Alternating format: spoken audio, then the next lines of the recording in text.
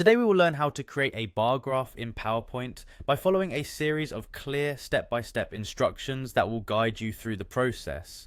Begin by launching PowerPoint on your computer. This initial step is essential because it ensures that you have the required application open and ready for your presentation work. Take a moment to verify that PowerPoint is properly running before moving forward. Once you have opened PowerPoint, navigate to the specific presentation in which you want to create your bar graph.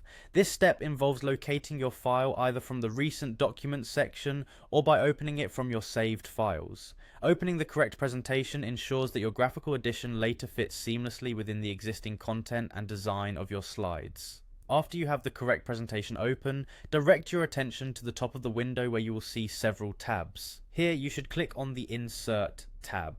The Insert tab is where PowerPoint gathers all tools necessary to add various elements such as charts, images, tables, and more.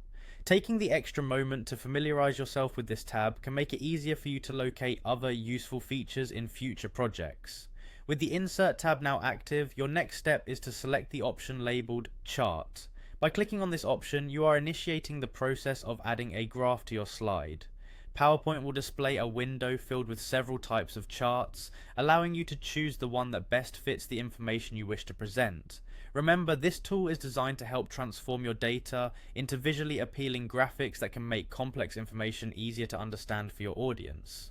In the window that appears after selecting chart, you will find multiple chart options. Look for the bar type among these choices and select it. Choosing the bar type chart is ideal when you want to emphasize comparisons across different categories. Bar graphs are particularly effective when you have both positive and negative data values, as they display the differences in magnitude clearly and concisely. This selection step is crucial because it determines the overall layout and visual presentation of your data. The final piece of the process is to insert the chart onto your slide.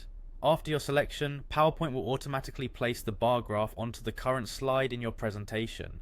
Once the graph appears, you can adjust its size, position, or other formatting attributes to better integrate with the rest of your content.